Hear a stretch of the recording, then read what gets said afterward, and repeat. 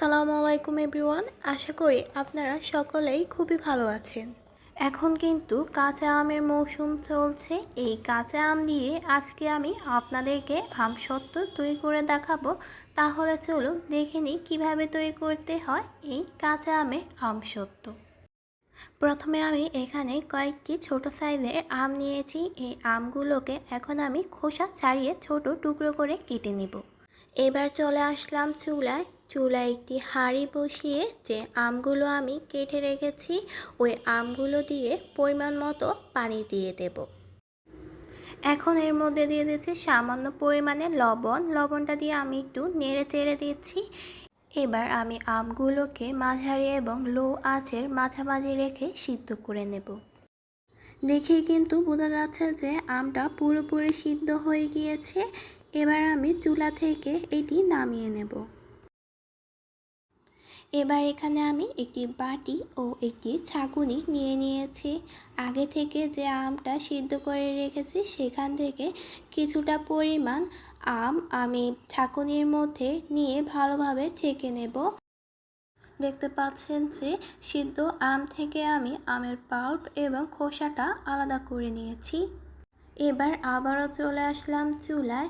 যে আমের পাল্পটা আমি রেখেছি এবার প্যানের মধ্যে আমি এই আমের পাল্পটা ঢেলে দেব। এখন এর মধ্যে দিয়ে দিচ্ছি 1.5 কাপ পরিমাণ চিনিটা আমের টক অনুযায়ী আপনারা বাড়িয়ে বা কমিয়ে দিবেন। দিয়ে দিচ্ছি চিলি ফ্লেক্স এবং দিয়ে দিচ্ছি সামান্য পরিমাণে গোলমরিচ। এবার সব কিছুকে আমি ভালোভাবে মিক্স করে নেব। এখন এই আমের পাল্পটাকে আমি ভালোভাবে কিছুক্ষণ জাল করে নেব। চুলাটা কিন্তু অবশ্যই মাঝারি আঁচে রেখে আমের পাল্পটাকে জাল করে নিতে। দেখতে পাচ্ছেন যে আমার আমের পাল্পটা একদম তৈরি হয়ে গিয়েছে। এবার আমি এটিকে চুলা থেকে নামিয়ে নেব। এখন এখানে আমি একটি পিৎজার ট্রে নিয়েছি। যেহেতু আমার কাছে বড় কোনো থালা ছিল না এজন্য এখানে আমি পিৎজার ট্রেটা নিয়েছি। পিৎজার ট্রের মধ্যে আমি সামান্য পরিমাণে তেল আগে থেকে ব্রাশ করে রেখেছি। এবার আমের পাল্পটা কিছুটা পরিমাণে দিয়ে এভাবে আমি ঘুরিয়ে চারদিকে ছড়িয়ে দেব। আমের পাল্পটা আমি ভালোভাবে ছড়িয়ে নিয়েছি। এবার এটিকে আমি একদিন কড়া রোদে শুকিয়ে নেব।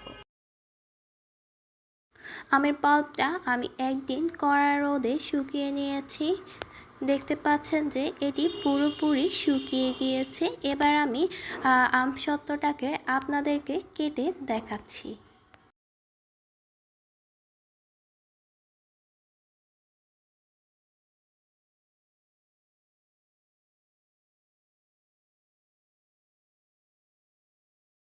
এই তো তৈরি হয়ে গিয়েছে খুবই সহজ উপায়ে আমার কাঁচা আমের আমসত্ত্ব।